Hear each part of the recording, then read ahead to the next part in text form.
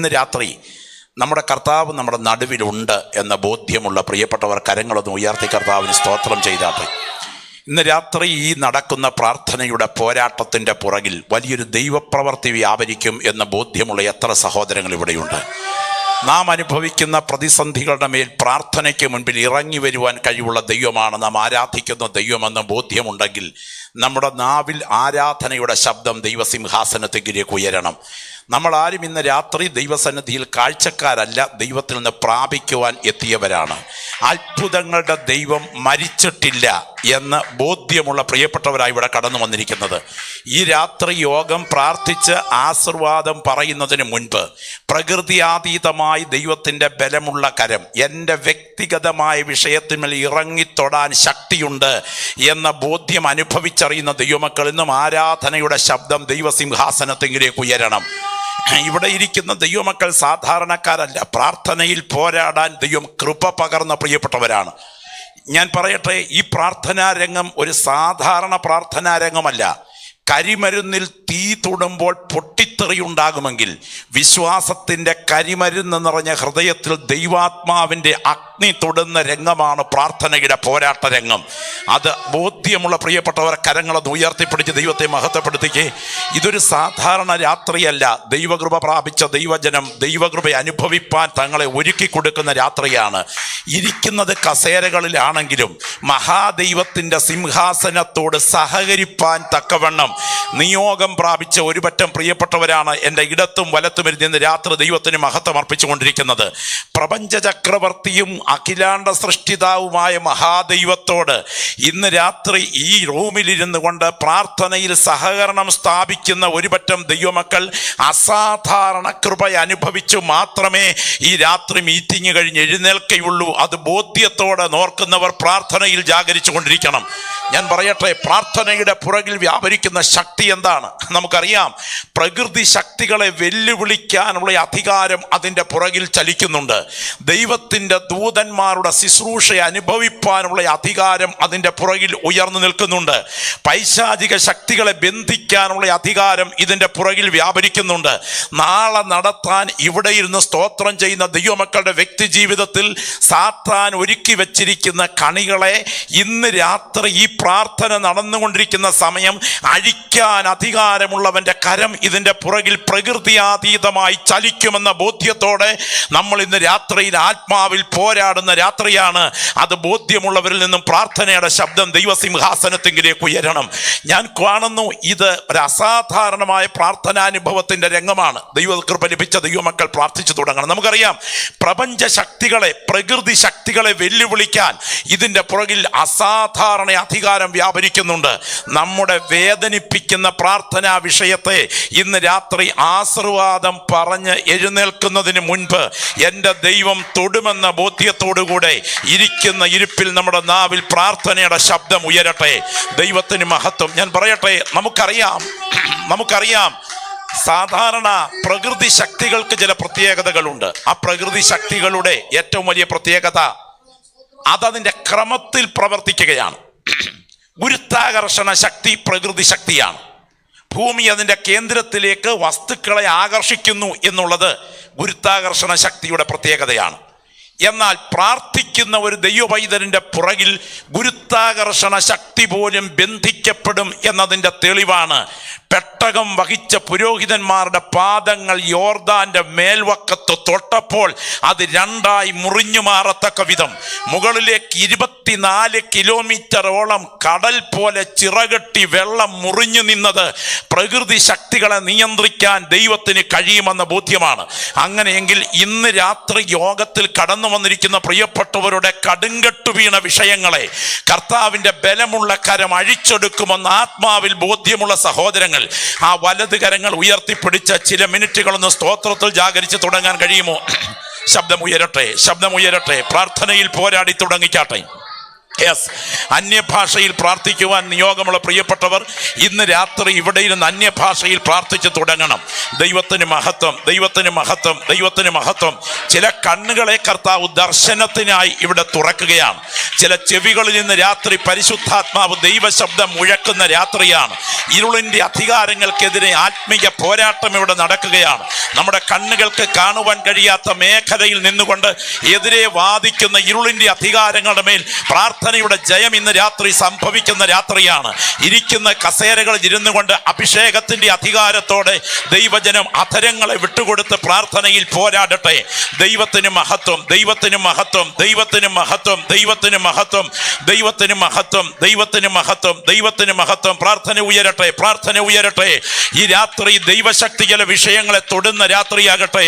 നിന്റെ വാഗ്ദത്വത്തിനെതിരെ, നിന്റെ ശുശ്രൂഷയ്ക്കെതിരെ, നിന്റെ താലന്തുകൾക്കെതിരെ, നിന്റെ അഭിഷേകത്തിനെതിരെ, നിന്റെ ദാമ്പത്യത്തിനെതിരെ, നിന്നിൽ വ്യാപരിക്കുന്ന ദൈവകൃപയ്ക്കെതിരെ പറന്നുയരുവാൻ ചിറകുകൾ ഉണ്ടെങ്കിലും പറക്കാൻ അനുവദിക്കാത്ത വിധത്തിൽ വ്യാപരിക്കുന്ന അദൃശ്യ ശക്തികൾക്കെതിരെ യേശുവിന്റെ അധികാരമുള്ള നാമത്തിൽ ഈ രാത്രി ദൈവപ്രവൃത്തിയുടെ വിടുതൽ സംഭവിക്കേണ്ടതിന് ആത്മനിയോഗം പ്രാപിച്ച ദൈവജനം ഒന്നിച്ച് പ്രാർത്ഥിച്ചു തുടങ്ങട്ടെ.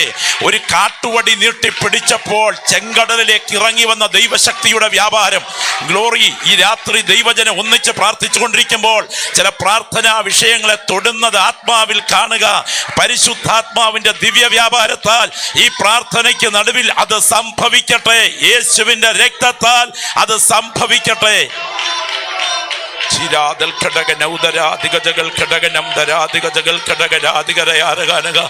Glory, hallelujah, hallelujah, hallelujah, hallelujah. പരിശുദ്ധനായ ഞങ്ങളുടെ ദൈവമേ, സ്വർഗസ്ഥനായ ഞങ്ങളുടെ പ്രിയ പിതാവേ, സാധുക്കളും ബലഹീനരും അയോഗ്യരും മൺപാത്രങ്ങളുമായ ഞങ്ങൾ ഇന്ന് രാത്രി അങ്ങയുടെ മുഖത്തേക്ക് നോക്കുന്നു. ജീവന്റെ വചനം ഇന്ന് രാത്രി പ്രാർത്ഥനയുടെ പോരാട്ടത്തിലായിരിക്കുന്ന ഈ ജനത്തോട് പരിശുദ്ധാത്മാവ് ഇടപെടണമേ. ഞങ്ങൾ പ്രാർത്ഥനയിൽ തിരുമുഖത്തേക്ക് നോക്കുകയാണ്. നിത്യതയുടെ തേജസ്സിൽ വെളിപ്പെടുന്ന അനുഗ്രഹിത കരം ഇന്ന് രാത്രി ഞങ്ങളുടെ നടുവിൽ ഈ മുറിക്കകത്ത് ഇറങ്ങി വന്ന് പ്രവർത്തിക്കണമേ. ഇന്ന് രാത്രി ഈ മീറ്റിംഗ് ആശീർവാദം പറയുന്നതിന് മുൻപ് ഇതിനകത്ത് ഭാരപ്പെടുന്ന ചില പ്രിയപ്പെട്ടവരുടെ പ്രാർത്ഥനാ വിഷയങ്ങളുടെ മേൽ അവിടുന്ന് ഇറങ്ങിത്തൊടുന്ന രാത്രിയാക്കണമേ. അങ്ങയുടെ കരങ്ങളിൽ ഈ സദസ്സിനെ കൈമാറുന്നു, യേശുവിൻ നാമത്തിൽ തന്നെ. കരങ്ങളൊന്ന് ഉയർത്തി ഒരിക്കൽ കൂടെ ദൈവത്തിന് മഹത്വം അർപ്പിച്ചാട്ടെ. പ്രപഞ്ച ശക്തികളെ വെല്ലുവിളിക്കത്തക്ക ആത്മീയ അധികാരം, പ്രപഞ്ച സൃഷ്ടിതാവായ മഹാദൈവത്തിന്റെ സിംഹാസനത്തോട് അടുത്ത് സഹകരിക്കത്തക്ക ആത്മീയ അധികാരം, മഹാദൈവത്തിന്റെ ദിവ്യ സാന്നിധ്യം അടുത്ത് അനുഭവിച്ചറിയത്തക്ക ആത്മീയ അധികാരം, ദൈവത്തിന്റെ ദൂതന്മാരുടെ ശുശ്രൂഷ അനുഭവിക്കത്തക്ക ആത്മീയ ബലം, പൈശാചിക ശക്തികളെ വെല്ലുവിളിക്കാൻ ഉള്ള ആത്മീയ അധികാരം, ഇതെല്ലാം ഉൾപ്പെട്ടിരിക്കുന്ന പ്രാർത്ഥനയുടെ പോരാട്ടം ഇവിടെ തുടരുകയാണ്.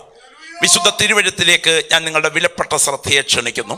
പത്രോസിന്റെ 1-ാം ലേഖനം 5-ാം അധ്യായത്തിന്റെ 8-9 വാക്യങ്ങൾ. പത്രോസിന്റെ 1-ാം ലേഖനം 5-ാം അധ്യായത്തിന്റെ 8-9 വാക്യങ്ങളിലേക്ക് ഞാൻ നിങ്ങളുടെ ശ്രദ്ധയെ ക്ഷണിക്കുകയാണ്. വളരെ പ്രാർത്ഥനയോടുകൂടെ നമുക്ക് ആ വേദഭാഗത്തിലേക്ക് ചിന്തകൾ കേന്ദ്രീകരിക്കാം.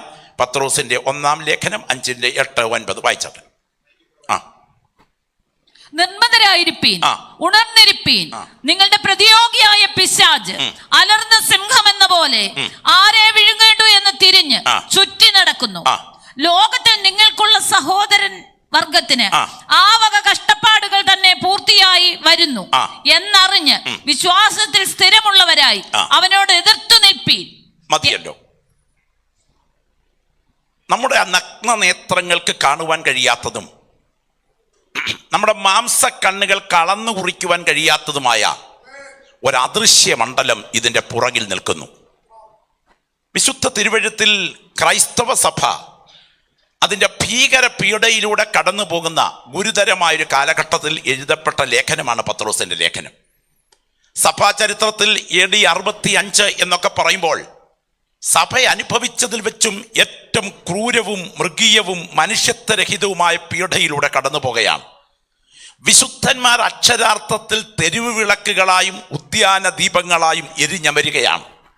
666 എന്ന അക്കം ഏത് വ്യക്തിയുടെ പേരിനാണ് യോജിക്കുന്നത് എന്ന് സഭാചരിത്രത്തിൽ പരതിയാൽ ആ പേരിന് യോജിക്കുന്ന ഒരു പേര് നീറോ കൈസറിന്റെ പേരാണ്. അയാളുടെ ഭരണം AD 62 മുതൽ 68 വരെ റോമിൽ നടക്കുകയാണ്. അതിക്രൂരമായി ക്രൈസ്തവർ പീഡിപ്പിക്കപ്പെട്ടുകൊണ്ടിരിക്കുന്ന സമയം. പത്രോസിന്റെ ലേഖനത്തിന്റെ ഭാഷയിൽ പറഞ്ഞാൽ അഗ്നിശോധനയിലൂടെ അവർ കടന്നു പോകുന്നു. ഈ സമയം വിശ്വാസ സമൂഹത്തെ ഉറപ്പിച്ചു നിർത്തേണ്ടതിന് പത്രോസ് എഴുതിയ പ്രൗഢഗംഭീരമായ ആത്മീയ ഉൾക്കാഴ്ചയിൽ കുറിച്ച ആ 1-ാം ലേഖനത്തിന്റെ 1-ാം ഭാഗത്ത് വിശ്വാസികളുടെ കടമകളും കർത്തവ്യങ്ങളും വിശകലനം ചെയ്യുകയാണ്. 2-ാം ഭാഗത്തേക്ക് വരുമ്പോൾ അവിടെ വിശ്വാസികളുടെ ബന്ധങ്ങൾ വിശകലനം ചെയ്യുന്നു. വിശ്വാസി, ഒരു ദൈവ പൈതൽ ഈ ഭൂമിയിൽ ഉല്ലാസയാത്രക്കാരനല്ല, അവൻ തീർത്ഥാടകനാണ് എന്ന് ഉറപ്പിച്ചു പറയുന്നു. നമ്മൾ പരദേശികളാണ്. ക്ഷണികമാണ് ഈ ആയുസ്. ജനനമെന്ന 3 അക്ഷരത്തിനും മരണമെന്ന 3 അക്ഷരത്തിനുമിടയിൽ ജീവിതമെന്ന ഈ 3 അക്ഷരം, നിത്യത എന്ന 3 അക്ഷരത്തിനായി ഒരുങ്ങാൻ ദൈവം നമുക്ക് തന്നിരിക്കുന്ന ഡ്രസ്സിംഗ് റൂമാണ്. ഇവിടെ നാം കടന്നു പോകുന്ന യാത്രക്കാർ മാത്രമാണ്, മോക്ഷയാത്രക്കാരാണ് നമ്മൾ. ഇവിടെ പരദേശ യാത്രക്കാരാണ്. 2-ാമത്തെ ഭാഗം ഭർത്താവ് എന്ന നിലയിൽ ഭാര്യയോടുള്ള കടമ, ഭാര്യ എന്ന നിലയിൽ ഭർത്താവിനോടുള്ള കടമ, വിശ്വാസികൾ എന്ന നിലയിൽ സഹോദരങ്ങളോടുള്ള കടമ. ഇതെല്ലാം വ്യക്തമാക്കിയിട്ട് ഒടുവിൽ നമ്മുടെ ഒരു കനത്ത പ്രതിയോഗിയുടെ ചിത്രം കൺമുൻപിൽ വരച്ചു തരികയാണ്. അത് സാധാരണക്കാരനല്ല, പരിശുദ്ധാത്മാവിടെ രേഖപ്പെടുത്തിയിരിക്കുകയാണ്. നിർമ്മതരായിരിപ്പീൻ, ഉണർന്നിരിപ്പീൻ. നമ്മുടെ പ്രതിയോഗിയായ പിശാച് ആരെ വിഴുങ്ങേണ്ടു എന്ന് കണ്ട് തിരിഞ്ഞ ചുറ്റി നടക്കുന്നു. ഭൂമിയിലുള്ള നിങ്ങളുടെ സഹോദരവർഗത്തിന് ആവക കഷ്ടപ്പാടുകൾ പൂർത്തിയായി വരുന്നു എന്നറിഞ്ഞ് വിശ്വാസത്തിൽ സ്ഥിരതയുള്ളവരായി അവനോട് എതിർത്ത് നിൽപ്പീൻ. കരങ്ങളൊന്ന് ഉയർത്തി സ്തോത്രം ചെയ്യാമോ?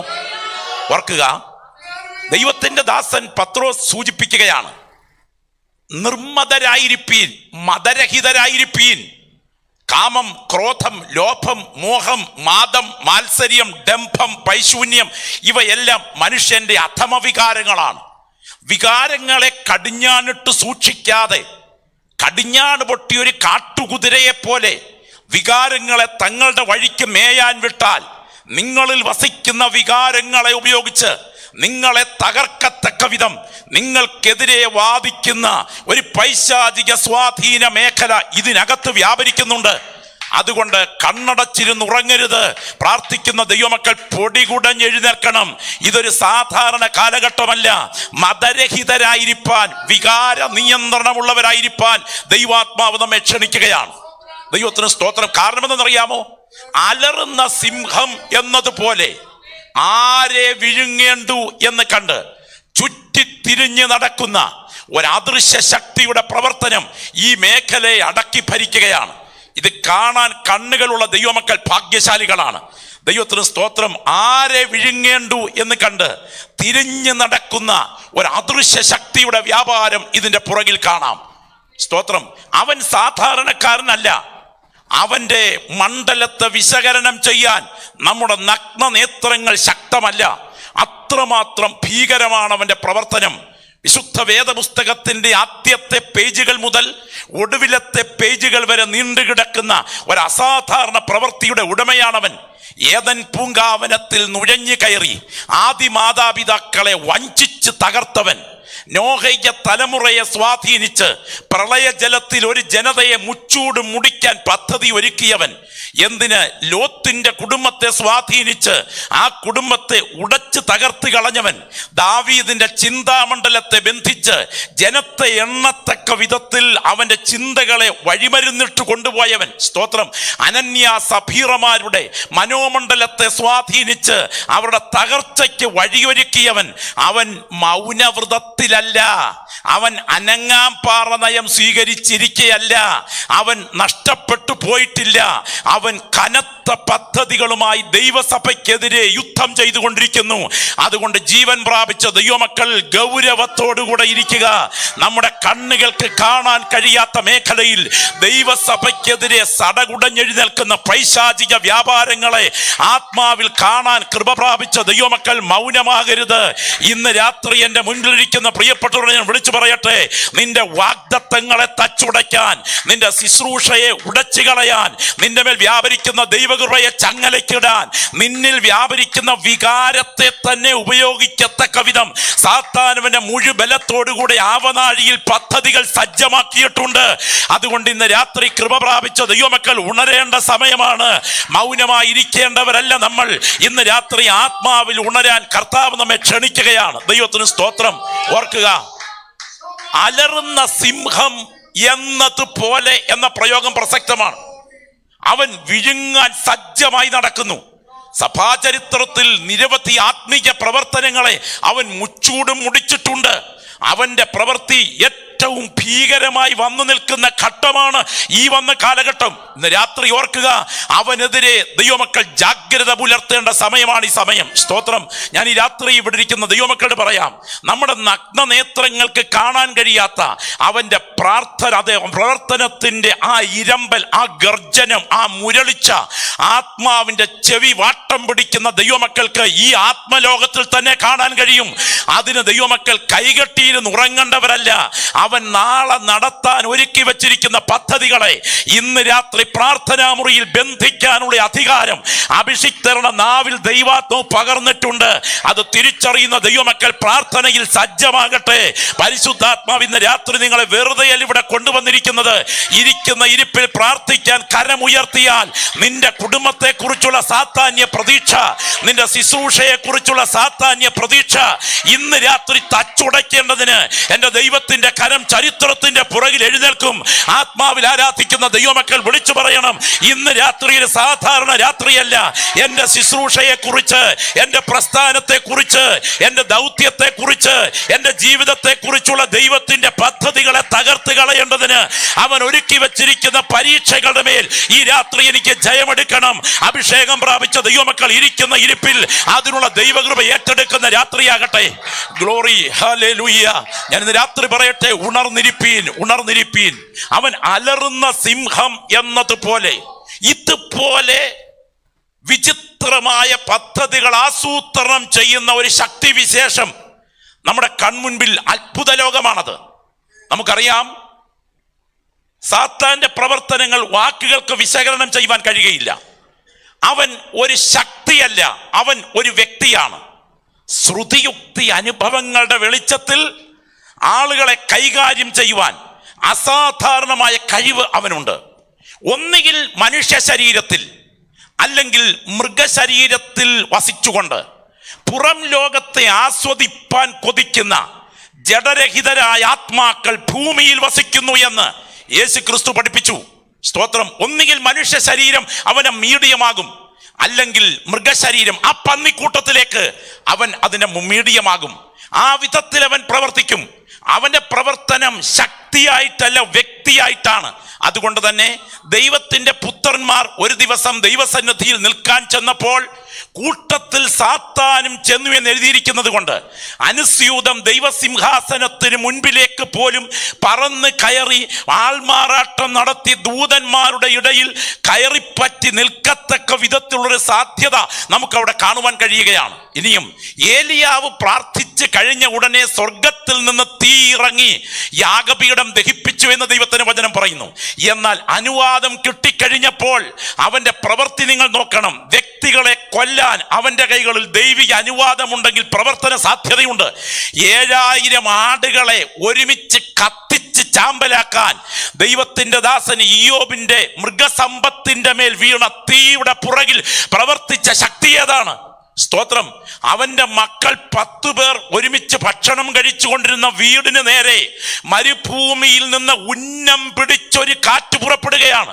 ആ കാറ്റിന് ഉന്നം പിഴച്ചില്ല, നേരെ ഈ അഭിഷിക്തന്റെ തലമുറ താമസിച്ച വീട്ടിൽ ആഞ്ഞടിച്ചിട്ട് ആ കുടുംബത്തെ മുച്ചൂടും തകർത്ത് കളയുകയാണ്.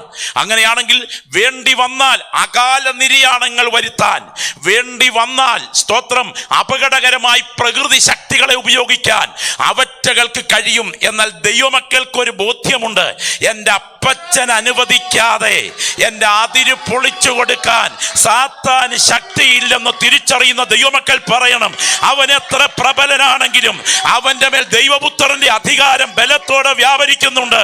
ഇന്ന് രാത്രി കൃപ ലഭിച്ച ദൈവമക്കൾ ആത്മാവിൽ പ്രാർത്ഥിക്കട്ടെ, അഭിഷിക്തരുടെ അധരങ്ങൾ പ്രാർത്ഥനയിൽ ജ്വലിക്കട്ടെ. ഞാൻ ഇന്ന് രാത്രി പറയാം, ഇതൊരു സാധാരണ രാത്രിയല്ല. ആത്മാവിൽ ആരാധിക്കുന്ന ദൈവമക്കളുടെ നാവിൽ പ്രാർത്ഥനയുടെ ശബ്ദം ഉയരണം. ശുശ്രൂഷയ്ക്കെതിരെ, ദൈവസഭയ്ക്കെതിരെ, ആത്മീയ പോരാട്ടത്തിനെതിരെ, പോരാട്ടത്തിൽ സാത്താൻ ഒരുക്കുന്ന കണികൾ ഇന്ന് രാത്രി ആത്മാവിൽ തകർക്കപ്പെടണം. ഓർത്തുകൊള്ളുക, പരിശുദ്ധാത്മാവ് ഇന്ന് രാത്രി പറയുന്നു, ഇവിടെ ഇരുന്ന് പ്രാർത്ഥനയ്ക്ക് തയ്യാറെടുത്താൽ ഒരു കാര്യം സംഭവിക്കും. ഇവൻ എത്ര പ്രബലനാണെങ്കിലും നിന്നെ കുറിച്ചുള്ള പൈശാചിക പ്രതീക്ഷകൾ അസ്തമിക്കും. ഒരിക്കൽ കൂടെ ഞാൻ നിയോഗത്തോടെ പറയാം, നിന്റെ ജീവിതത്തെ കുറിച്ച് സാത്താൻ എഴുതി വച്ചിരിക്കുന്ന പ്രതീക്ഷകളുണ്ട്. എന്നാൽ ഇന്ന് രാത്രി പ്രാർത്ഥിക്കുന്ന ദൈവമക്കൾ ആത്മാവിൽ സജ്ജമായാൽ നിന്റെ കുടുംബത്തെ കുറിച്ചുള്ള സാത്താന്യ പ്രതീക്ഷകൾ അസ്തമിക്കും. എഴുതി വെച്ചുകൊള്ളുക, അടിവരയിട്ടുകൊള്ളുക. പരിശുദ്ധാത്മാവ് ഇന്ന് രാത്രി പറയുന്നു, പറക്കുവാൻ ചിറകുകൾ ഉണ്ടെങ്കിലും പറന്നുയരാൻ അനുവദിക്കാത്ത വിധത്തിൽ കൂട്ടിലടച്ച പക്ഷിയെ പോലെ അതിർത്തി വെച്ച് വാദിക്കുന്ന ഇരുളിന്റെ കരങ്ങളെ ഇന്ന് രാത്രി പ്രാർത്ഥിച്ച വിഷയം കർത്തൃകരങ്ങളിൽ കൈമാറിയാൽ ദൈവം ഏറ്റെടുത്തിട്ട് നിന്റെ ശുശ്രൂഷയെ കുറിച്ചുള്ള ദൈവത്തിന്റെ പദ്ധതികൾ വിജയിക്കുക തന്നെ ചെയ്യും. സാത്താന്റെ പദ്ധതികൾ വിജയിക്കയില്ല. വിശുദ്ധ ബൈബിൾ അതിന് തെളിവാണ്. നിങ്ങൾക്കറിയാമോ, ഉൽപ്പത്തിയുടെ ആദ്യത്തെ പേജുകൾ പഠിച്ചാൽ മനസ്സിലാകും സാത്താന്റെ പദ്ധതി ജയിച്ചു, ദൈവത്തിന്റെ പദ്ധതി തോറ്റു എന്ന്. എന്നാൽ അവസാനത്തെ പേജുകൾ പഠിക്കുമ്പോൾ മനസ്സിലാകും ദൈവത്തിന്റെ പദ്ധതി ജയിച്ചു, സാത്താന്റെ പദ്ധതി തോറ്റു എന്ന്.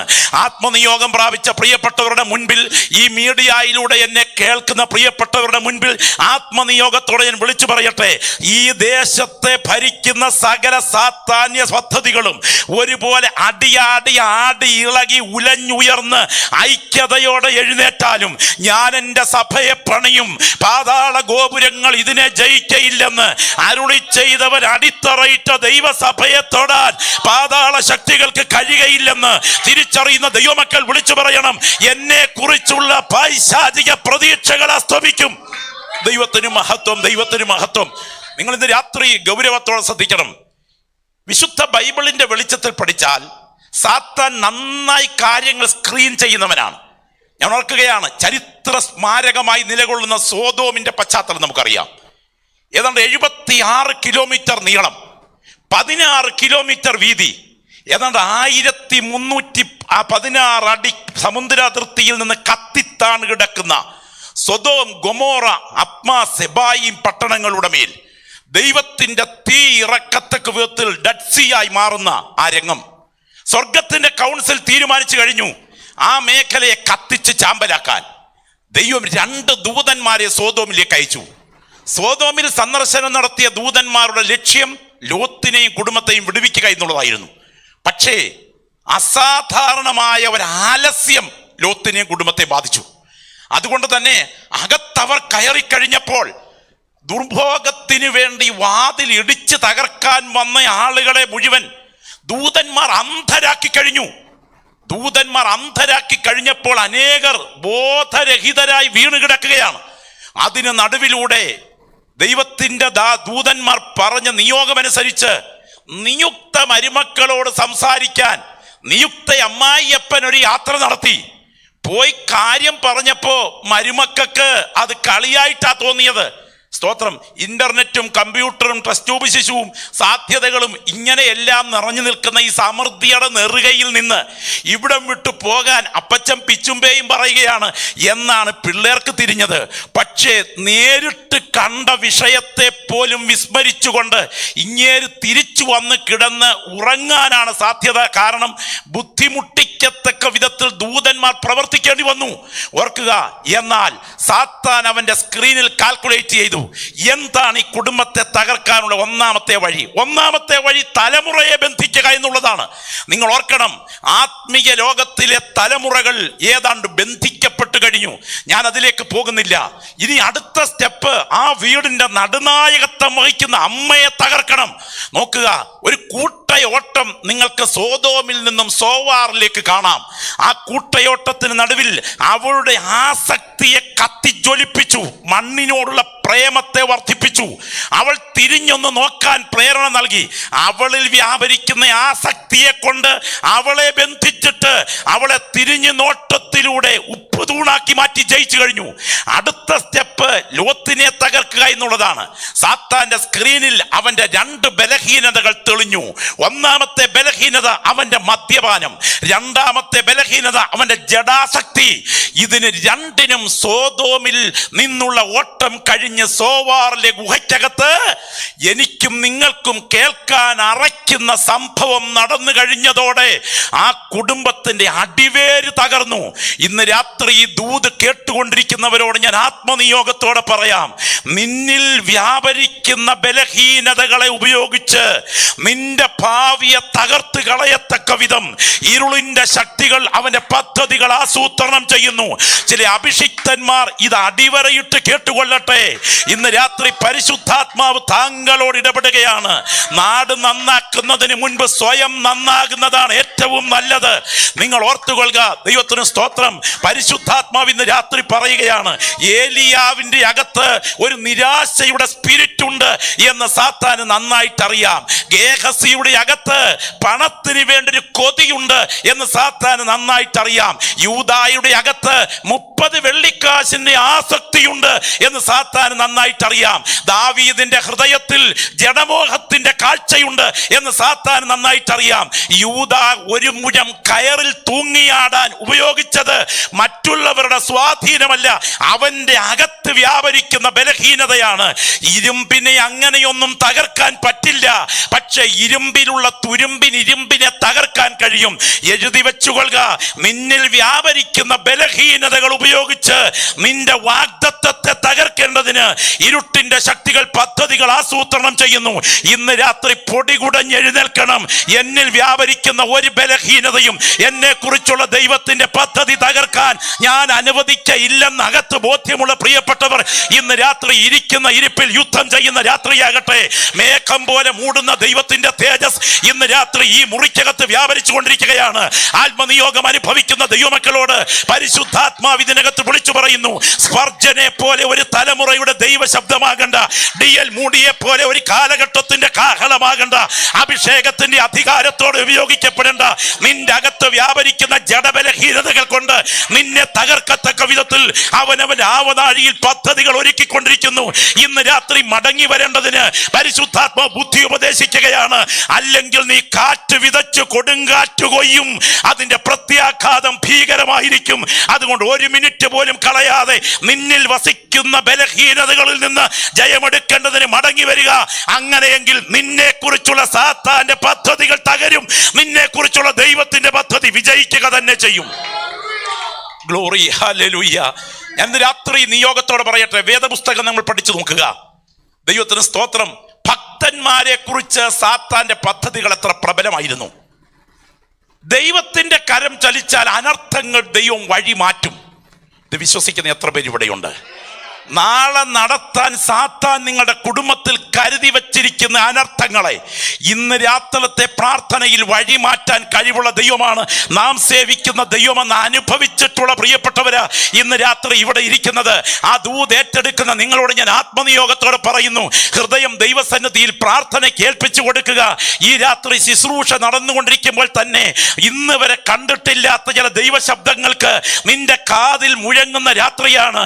നിന്റെ ഭവനത്തിൽ ദൈവത്തിന്റെ മുൻപിൽ സാത്താൻ ഉരുട്ടിവെക്കാൻ തുടങ്ങുന്ന ചില പ്രതിബന്ധങ്ങളുടെ കല്ലുകൾക്ക് ഈ രാത്രി വിരാമം കുറിച്ചുകൊണ്ട് അനർത്ഥങ്ങളെ വഴിമാറ്റേണ്ടതിന് ദൈവത്തിന്റെ ദൂതന്മാർ നിനക്ക് വേണ്ടി ഇടപെടുന്ന രാത്രിയാണ്. അത് നിയോഗത്തോടെ അനുഭവിച്ചറിഞ്ഞിട്ടുള്ള പ്രിയപ്പെട്ടവർ ഒന്ന് ശബ്ദമുയർത്തി പ്രാർത്ഥിച്ചു തുടങ്ങുമോ? എന്റെ വാഗ്ദത്തത്തെ മുച്ചൂട് മുടിക്കേണ്ടതിന്, എന്നെ കുറിച്ചുള്ള ദൗത്യം പൂർത്തിയാക്കാൻ അനുവദിക്കാതിരിക്കത്തക്ക വിധം വാദിക്കുന്ന ചില ഇരുളിന്റെ അധികാരങ്ങളുടെ മേൽ ഇന്ന് രാത്രി എനിക്ക് ജയമെടുക്കണം കർത്താവേ എന്ന് പ്രാർത്ഥിക്കുന്ന പ്രിയപ്പെട്ടവർ ഇരിക്കുന്ന ഇരിപ്പിൽ പ്രാർത്ഥിച്ചു തുടങ്ങട്ടെ. യേശുവിന്റെ നാമത്തിൽ ഈ രാത്രിയിലെ ദൈവപ്രവർത്തികൾ വ്യാപരിക്കട്ടെ. അഭിഷേകത്തിന്റെ അധികാരത്തോടെ ഇതിനകത്തിരുന്ന് ആത്മാവിൽ പ്രാർത്ഥിക്കുന്ന ദൈവമക്കളുടെ കാതുകളിലേക്ക് ദൈവാത്മാവ് രാത്രി ആ ദൂത അലപ്പിച്ചു വിടുകയാണ്. അസാധാരണമായി ദൈവാത്മാവ് നിങ്ങളോട് ഇടപെടുന്ന രാത്രിയാണ്. നിങ്ങളെ കുറിച്ചുള്ള പൈശാചിക പ്രതീക്ഷകൾ മുഴുവൻ ഇന്ന് രാത്രി തച്ചുടയ്ക്കത്തക്ക വിധം പരിശുദ്ധാത്മാവിന്റെ ശക്തി വ്യാപരിച്ചു കൊണ്ടിരിക്കുന്നു. നിന്നെ കുറിച്ച് പിശാചിന് സാധാരണ പ്രതീക്ഷയല്ല, നിന്നെ കുറിച്ച് പിശാചിന് അസാധാരണ പ്രതീക്ഷയുണ്ട്. എന്നാൽ ഈ പ്രാർത്ഥന അവസാനിക്കുന്നതിന് മുൻപ് ആ പ്രതീക്ഷകളെ മുഴുവൻ തകർക്കത്തക്ക വിധം എന്റെ ദൈവത്തിന്റെ കരം എഴുന്നേൽക്കും. ഈ രാത്രി ഇത് ബോധ്യത്തോടെ ദൈവമക്കൾക്ക് വിശ്വസിക്കാൻ കഴിയണം. ഞാൻ അനേക അപകടങ്ങളെ ദൈവാത്മ ഒഴിവാക്കുന്ന രംഗം കണ്ടിട്ടുണ്ട്. അനർത്ഥങ്ങളെ ദൈവാത്മ ഒഴിവാക്കുന്ന രംഗം കണ്ടിട്ടുണ്ട്. ഞാൻ ഓർക്കുകയാണ്, കൊറിയൻ യുദ്ധം നടന്നുകൊണ്ടിരിക്കുന്ന സമയം. ആ സംഭവത്തെക്കുറിച്ചുള്ള ചിത്രം ബോധ്യങ്ങൾ എനിക്കുള്ളത് കൊണ്ട് ഞാൻ പറയുന്നു. യൂൾ എന്നൊരു സഹോദരി, ആ സഹോദരിയുടെ കീഴിൽ ഏതാണ്ട് 40ഓളം കുഞ്ഞുങ്ങളുണ്ട്. മുട്ടെ വലിയുന്നവർ മുതൽ ഒക്കത്ത് എടുത്തുകൊണ്ട് നടക്കാവുന്നവർ മുതൽ ടീനേജ് പ്രായത്തിൽ വരെയുള്ള കുഞ്ഞുങ്ങളുണ്ട്. അവരുമായി ഒരുമിച്ച് കഴിയുന്ന സമയം ഈ ഭക്തയായ സഹോദരിയുടെ ഉള്ളിൽ ഒരു സന്ധിയിലൊരു നിയോഗം വരികയാണ്. പുറപ്പെട്ടു പോകുക, പുറപ്പെട്ടു പോകുക. ചില പ്രത്യേക സാഹചര്യങ്ങളിൽ പരിശുദ്ധാത്മാവ് ചില അന്തർനിയോഗത്തോടെ ഇടപെടുന്നെങ്കിൽ അത് ഭാഗ്യമാണ്. ദൈവത്തിന് സ്തോത്രം. ഈ സഹോദരി ആ കുഞ്ഞുങ്ങളെല്ലാം എടുത്ത് അവിടെ നിന്ന് അതിവേഗം നടക്കാൻ തുടങ്ങി. 40ഓളം പേരുൾക്കൊള്ളുന്ന ഈ ടീം അതിവേഗം നടന്ന് ഒരു വനാന്തര മേഖലയിലോട്ട് കയറി. ആ വനാന്തര മേഖലയുടെ ഭാഗത്ത് താമസിക്കുന്ന ഒരു വൃദ്ധനായ മനുഷ്യന്റെ വീട്ടിൽ അഭയം തേടി. ആ മനുഷ്യൻ അയാളുടെ വീടിന്റെ തിണ്ണ തുറന്നു കൊടുത്തു. ആ നിലത്തേക്ക് കുഞ്ഞുങ്ങളെയൊക്കെ കിടത്തിയതിന് ശേഷം അന്ന് രാത്രി 10 മണിയോടുകൂടെ ഈ പ്രിയപ്പെട്ടവർ, ഈ യൂൾ എന്ന ഭക്തയായ സഹോദരിയുടെ നേതൃത്വത്തിൽ ഈ 40ഓളം ആളുകൾ അവിടെ ഉറങ്ങുകയാണ്.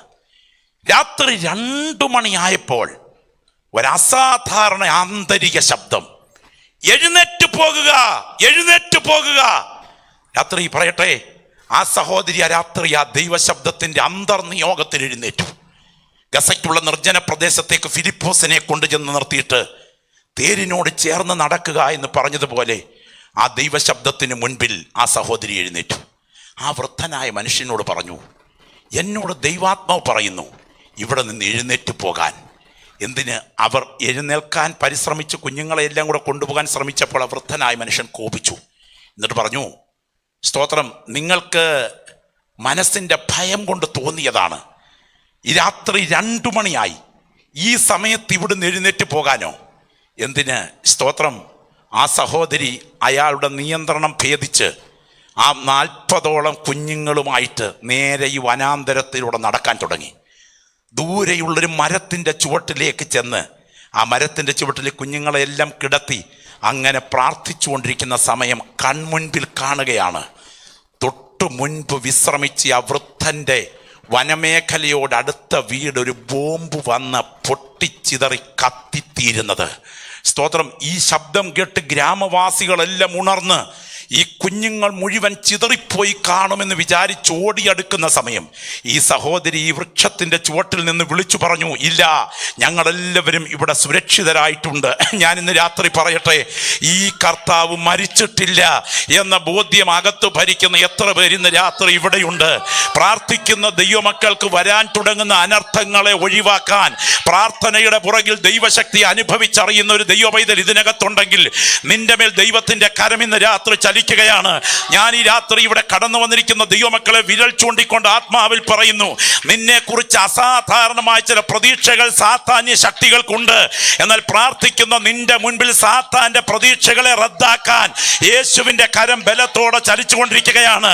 ഏലാ താഴ്വരയിൽ മല്ലനായ ഗോല്യാത്തിന് നേരെ ദൈവത്തിന് വെല്ലുവിളി നടത്തിക്കൊണ്ട് കയറി ചെല്ലുന്ന ദൈവത്തിന്റെ ദാസൻ ദാവീദിനെതിരെയുള്ള ഗോല്യാത്തിന്റെ പ്രതീക്ഷ പോലെ നിന്നെ കുറിച്ച് ദൈവത്തിനുള്ള വാഗ്ദത്തത്തെക്കാൾ പിശാചിന് ചില പ്രതീക്ഷകളുണ്ട്. ഈ ശുശ്രൂഷയ്ക്ക് നടുവിൽ ഏൽപ്പിച്ചു കൊടുക്കാൻ തയ്യാറാകട്ടെ. ആ പ്രതീക്ഷകളെ തച്ചുടയ്ക്കാൻ ദൈവത്തിന്റെ കരമുയരും. അഭിഷേക തൈലത്തിന്റെ നനവ് വീണവനാണ് നീയെങ്കിൽ അധികാരത്തിന്റെ ഉന്നത സ്ഥാനത്ത് ആയുധ കലയുടെ നെറുകയിലുള്ള അഭ്യാസ വീരനായ ഗോല്യാത്തിന് ജയിക്കാൻ കഴിയാത്ത ദൈവശക്തി വിശ്വസിക്കുന്ന നിന്റെ ശരീരത്തിന്മേൽ എന്റെ ദൈവം പകർന്നിട്ടുണ്ട്. അത് ബോധ്യമുള്ള ദൈവമക്കൾ വിളിച്ചു പറയണം, ഇല്ല, ഗോല്യാത്തിന് ദാവീദിനെ കുറിച്ചുള്ള പദ്ധതിയല്ല ജയിച്ചത്, എന്റെ ദൈവത്തിന് ദാവീദിനെ കുറിച്ചുള്ള പദ്ധതിയാണ് ജയിച്ചതെങ്കിൽ എന്നെ കുറിച്ചുള്ള ദൈവത്തിന്റെ പദ്ധതിയെ ജയിക്കൂ. എന്റെ പ്രസ്ഥാനത്തെ കുറിച്ചുള്ള ദൈവത്തിന്റെ പദ്ധതിയെ ജയിക്കൂ. ഒരിക്കലും ശത്രുവിന്റെ പദ്ധതി ജയിക്കില്ല. ഞാൻ ഓർക്കുകയാണ്, എല്ലാ താഴ്വരയിലെ കനത്ത വെല്ലുവിളിയിലേക്ക് നിങ്ങളൊന്ന് ശ്രദ്ധ കേന്ദ്രീകരിക്കണം. ആ നെടുങ്ങാടനായ മനുഷ്യന്റെ വലിപ്പം അസാധാരണമാണ്. അയാളുടെ കയ്യിലെ കുന്തത്തെ കുറിച്ച് എഴുതിയിരിക്കുന്നത് നെയ്ത്തുകാരന്റെ പടപ്പ് തടി പോലെയുള്ള കുന്തം എന്നാണ്. അയാളുടെ മുൻപിൽ അയാൾ പരിച പിടിച്ചുകൊണ്ട് നിൽക്കുകയല്ല, മറ്റൊരാൾ അയാളുടെ മുൻപിൽ പരിച പിടിച്ചുകൊണ്ട് നിൽക്കുകയാണ്. അങ്ങനെയാണെങ്കിൽ ഒരു അസാധാരണ വലിപ്പമുള്ള മനുഷ്യൻ, അയാളുടെ കവചവും അയാളുടെ ശിരസ്ത്രവും അയാളുടെ വേലും അയാളുടെ പടവാളും ഒക്കെ അസാധാരണ വലിപ്പമുള്ളതാണ്. എന്നാൽ കയറി വരുന്ന ഈ കൊച്ചനെ നിങ്ങൾ നോക്ക്, ഒരു വേട്ടപ്പട്ടിയെ പോലെയാണ് കയറി വരുന്നത്. അതുകൊണ്ട് തന്നെ ഇവന്റെ പ്രതീക്ഷ വിളിച്ചു പറയുകയാണ്, ഞാൻ ഇന്ന് നിന്റെ മാംസം ആകാശത്തിലെ പക്ഷികൾക്കും ഭൂമിയിലെ ഇഴജാതികൾക്കും ഇരയാക്കി നൽകും. ഗോല്യാത്തെ, നിന്റെ പ്രതീക്ഷയല്ല ജയിക്കാൻ തുടങ്ങുന്നത്. അഭിഷേക തൈലം വീണ ദാവീദിന്റെ പ്രതീക്ഷയ്ക്ക് പുറകിൽ ദൈവത്തിന്റെ കരം ചലിക്കുന്നുണ്ട്. അതുമാത്രമേ വിജയിക്കൂ. കൃപ പ്രാപിച്ച ദൈവമക്കളോട് ഞാൻ ആത്മനിയോഗത്തോടെ പറയാം, പ്രാർത്ഥിക്കുന്ന നിന്നെ കുറിച്ചുള്ള ശത്രുവിന്റെ പദ്ധതി ജയിക്കില്ല. ഒടുവിലത്തെ അധ്യായത്തിൽ ദൈവത്തിന് തന്റെ ഭക്തനെ കുറിച്ചുള്ള പദ്ധതിയെ ജയിക്കുകയുള്ളൂ. ദൈവത്തിന് സ്തോത്രം. ഇത്ര ഘോരമായ പോരാട്ടത്തിന് ആരുടെ ഇവനെ അഭ്യാസം പഠിപ്പിച്ചത്? നിന്റെ കണ്ണുകൾക്ക് കാണാൻ കഴിയാത്തൊരു രഹസ്യ മേഖലയിൽ എൻ്റെ ദൈവം ഇവനെ അഭ്യാസം പഠിപ്പിച്ചാണ് വിട്ടിരിക്കുന്നത് കേട്ടോ. തിരിച്ചറിയുന്ന ദൈവമക്കൾ ഇന്ന് രാത്രി ആത്മാവിൽ സ്തോത്രം ചെയ്യട്ടെ. വനാന്തരത്തിൽ ആരുമില്ലാത്ത സമയം കരടിയും സിംഹവും ഇറങ്ങി വന്നപ്പോൾ എനിക്കിത് എന്തിനെന്ന് ചോദിച്ച് നെടുവീർപ്പിട്ട ദാവീദേ, ഇത് സാധാരണ യുദ്ധമല്ല.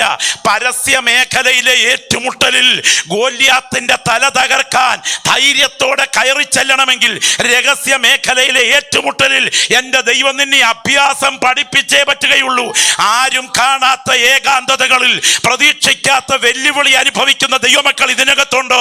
അസാധാരണമായൊരു പോരാട്ടത്തിന് വേണ്ടി നിന്റെ കരങ്ങൾക്ക് ദൈവം കരുത്തു തരുന്ന ദിവസങ്ങളാണ്.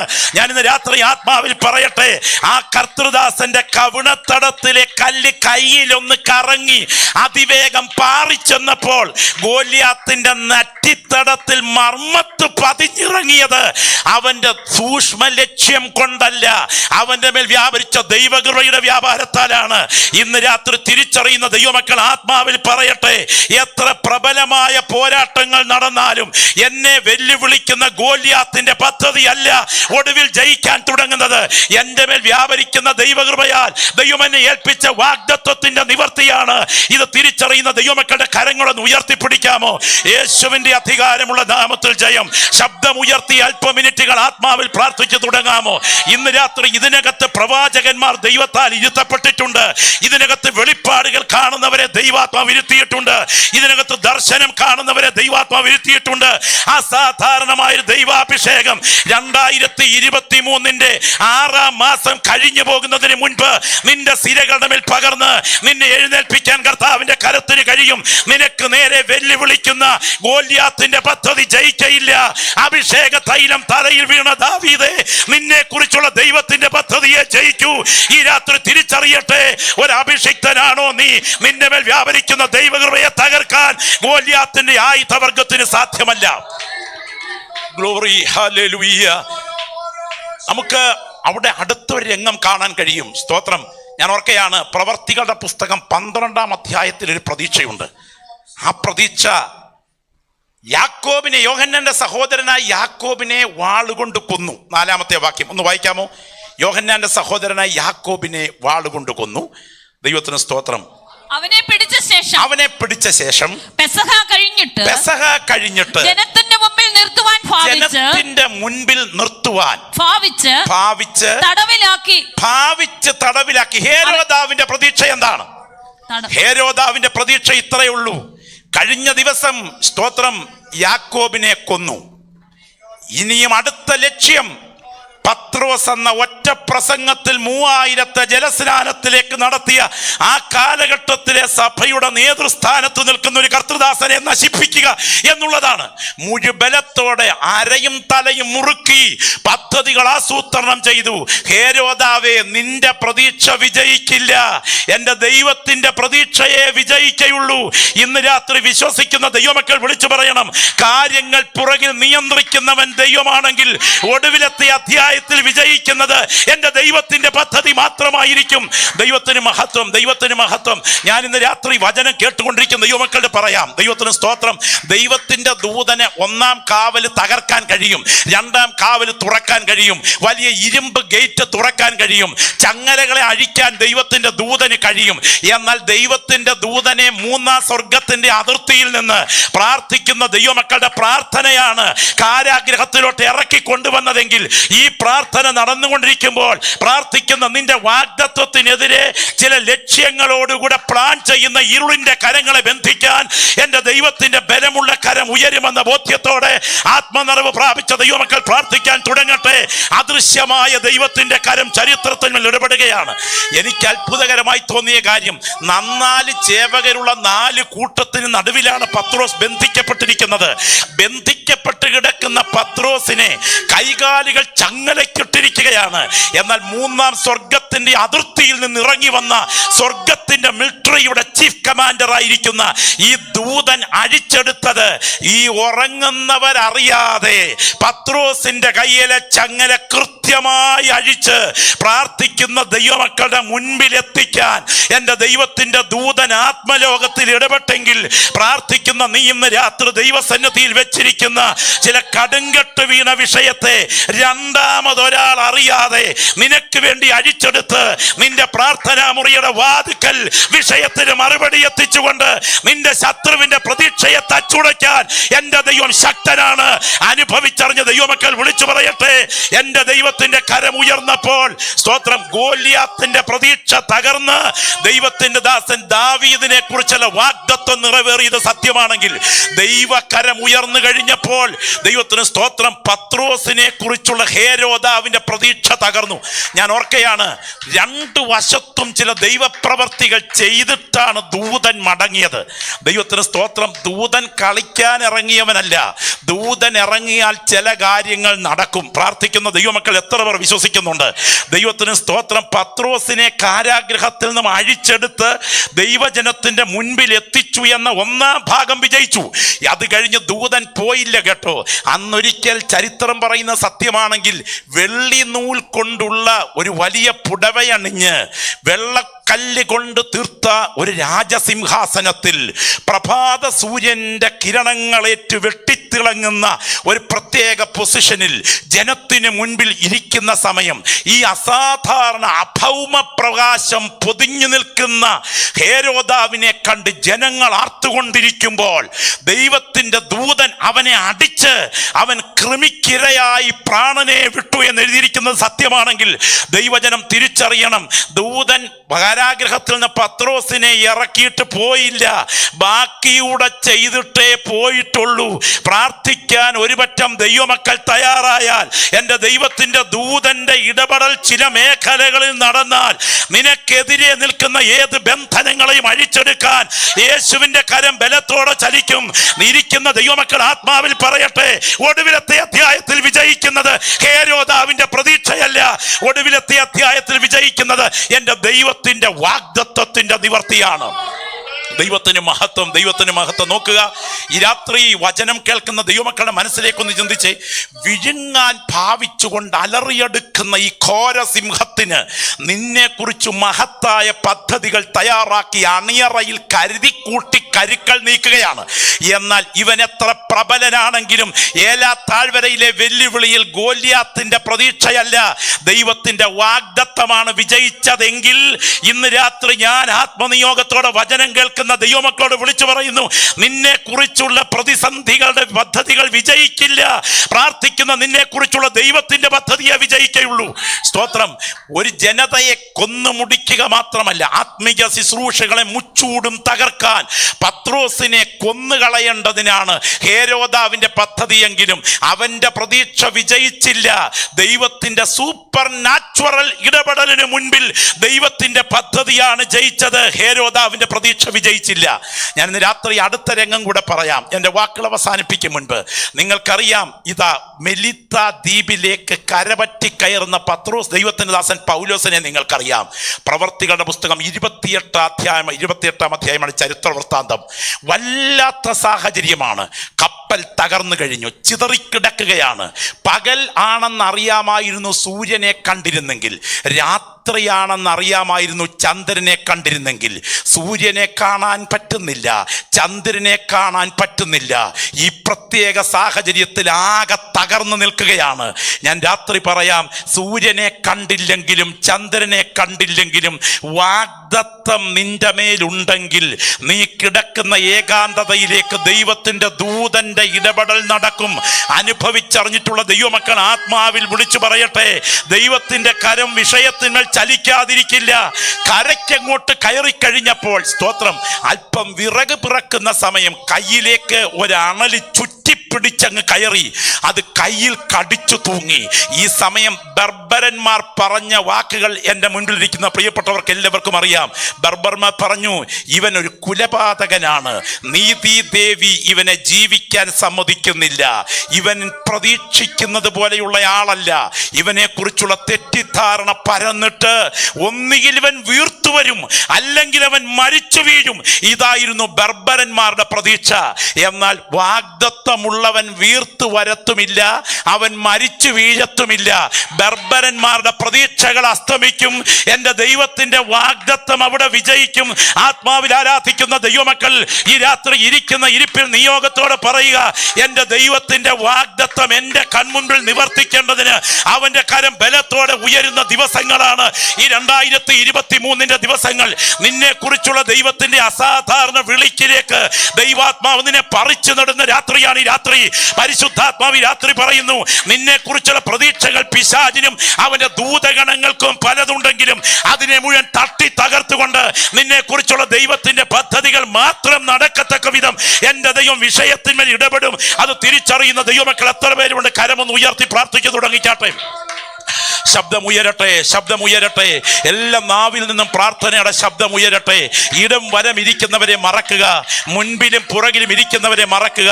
നിന്റെ പ്രാർത്ഥനയുടെ പുറകിൽ ഒരു അസാധാരണ ദൈവിക ഇടപെടൽ ഇന്ന് രാത്രി സംഭവിക്കുമെന്ന ബോധ്യം അകത്തു ഭരിക്കുന്ന പ്രിയപ്പെട്ടവർ ആത്മാവിൽ പ്രാർത്ഥിച്ചു തുടങ്ങിക്കാട്ടെ. യേശുവിന്റെ നാമത്തിൽ, യേശുവിന്റെ അധികാരമുള്ള നാമത്തിൽ ജയം, യേശുവിന്റെ അധികാരമുള്ള നാമത്തിൽ ജയം. മേഘം പോലെ മൂടുന്ന ദൈവത്തിന്റെ തേജസ് ഇന്ന് രാത്രി വചനം കേട്ടുകൊണ്ടിരിക്കുന്ന ദൈവമക്കളിൽ ചിലരുടെ ശിരസിനു മീതെ ബലത്തോടെ വ്യാപരിച്ചു കൊണ്ടിരിക്കുകയാണ്. നമ്മൾ ഇന്ന് വെറുതെ എത്തിയവരല്ല, നമ്മുടെ മേലുള്ള ദൈവത്തിന്റെ വാഗ്ദത്തങ്ങൾ നിവർത്തിക്കുന്നത് ആത്മാവിൽ കേട്ടുകൊണ്ടിരിക്കുന്ന രാത്രിയാണ്. പരിശുദ്ധാത്മാവ് ഇതിനകത്തിരിക്കുന്ന വ്യക്തികളെ ഒരു തീജ്വാല പോലെയാക്കാനായിട്ട് ആഗ്രഹിക്കുകയാണ്. ഹോരേബിൽ വെളിപ്പെട്ട ദൈവത്തിന്റെ തേജസ്, സീനായിൽ മൂടിയിറങ്ങിയ ദൈവത്തിന്റെ തേജസ്, ദമസ്കോസിന്റെ പടിവാതിക്കൽ ഇളങ്ങി വന്നവന്റെ കരം, ഇത്രയും ദൈവമക്കൾ ഇവിടെ പ്രാർത്ഥിച്ചു കൊണ്ടിരിക്കുമ്പോൾ നമ്മുടെ ശിരസിന്മേൽ ബലത്തോടെ വ്യാപരിക്കുകയാണ്. ആത്മസ്നാനം അനുഭവിക്കുന്ന ദൈവമക്കൾ പ്രാർത്ഥിച്ചു തുടങ്ങട്ടെ.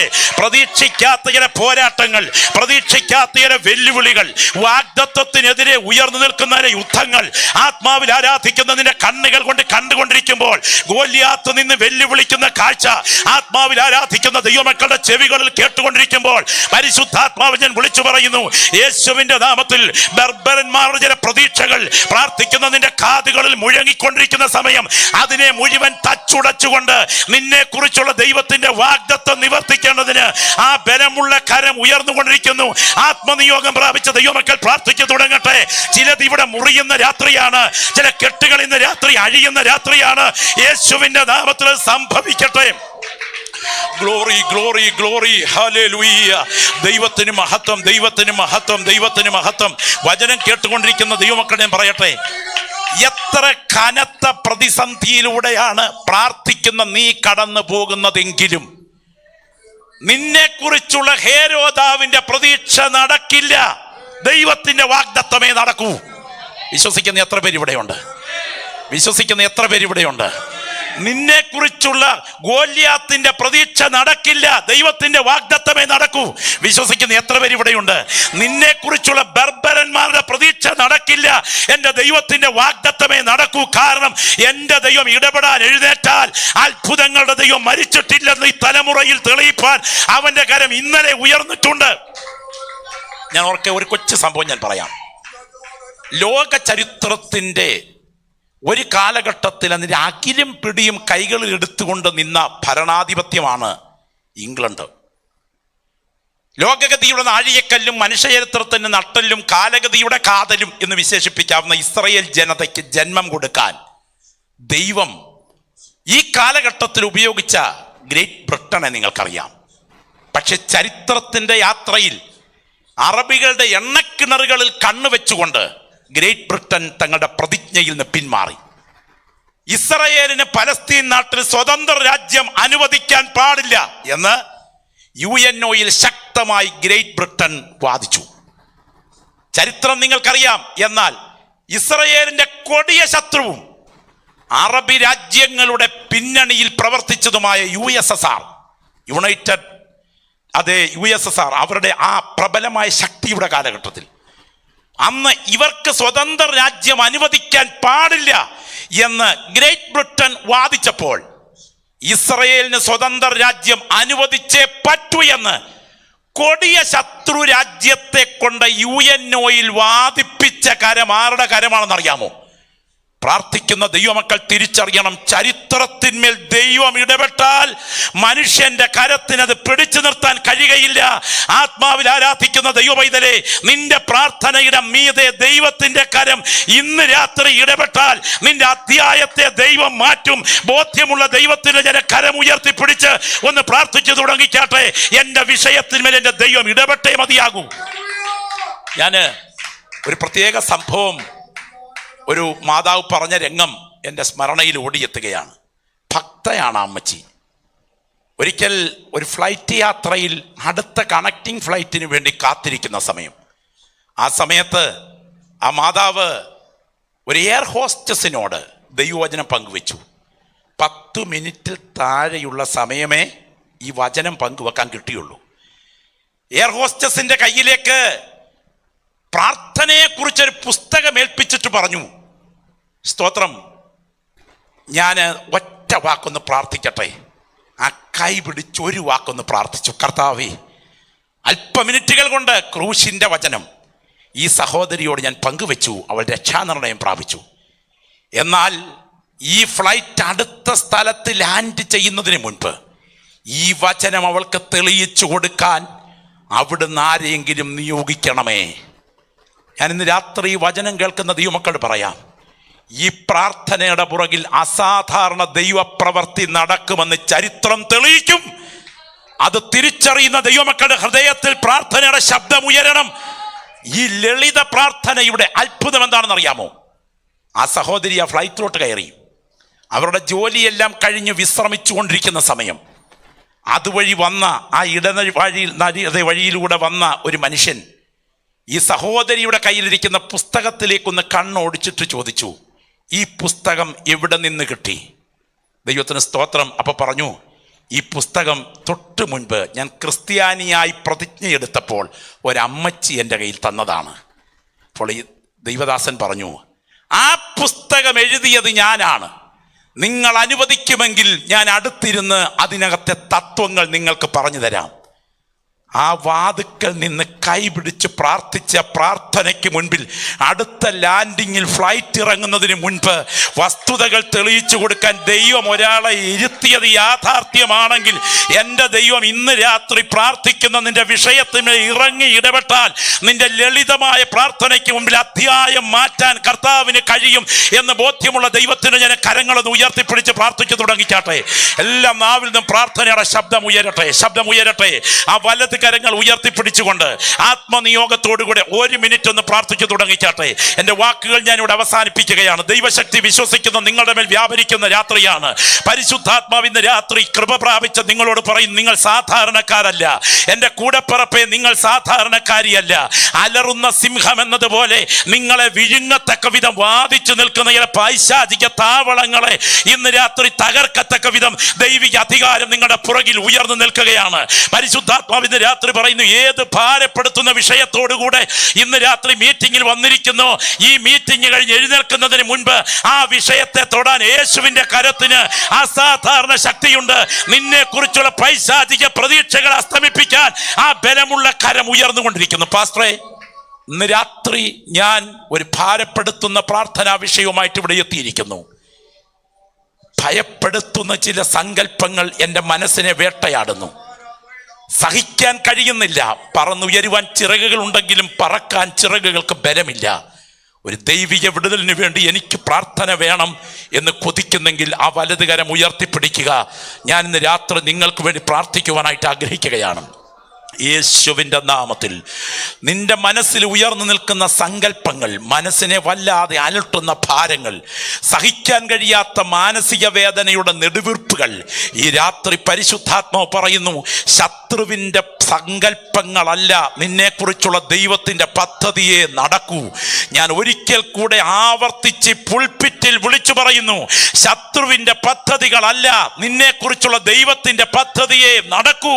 പ്രാർത്ഥിക്കുന്ന ദൈവമക്കൾ എത്ര പേർ വിശ്വസിക്കുന്നുണ്ട്? ഗോലിയാത്തിന്റെ പ്രതീക്ഷയല്ല ദൈവത്തിന്റെ വാഗ്ദത്തമാണ് നിറവേറിയതെങ്കിൽ, ഹേരോദാവിന്റെ പ്രതീക്ഷയല്ല പത്രോസിനെ കുറിച്ചുള്ള ദൈവത്തിന്റെ വാഗ്ദത്തമാണ് നിറവേറിയതെങ്കിൽ, ഓർക്കുക, ബർബരന്മാരുടെ പ്രതീക്ഷയല്ല ആ ഭക്തനെ കുറിച്ചുള്ള ദൈവത്തിന്റെ വാഗ്ദത്തമാണ് നിറവേറിയതെങ്കിൽ, നിന്നെ കുറിച്ചുള്ള ദൈവത്തിന്റെ വാഗ്ദത്തം നിറവേറും. ശത്രുവിന്റെ പ്രതീക്ഷ വിജയിക്കയില്ല.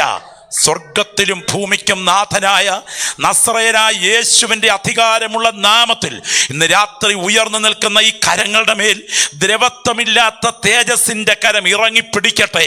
യേശുവിൻ നാമത്തിൽ ഈ ജനത്തിൻ്റെ പ്രാർത്ഥനാ വിഷയങ്ങളുടെ മേൽ ദൈവപ്രവൃത്തി അടയാളത്തോടെ വെളിപ്പെട്ടു വരട്ടെ. കർത്താവ് അത് ചെയ്യുവാൻ തുടങ്ങുന്നത് കൊണ്ട് സ്തോത്രം. യേശുവിൻ നാമത്തിൽ തന്നെ.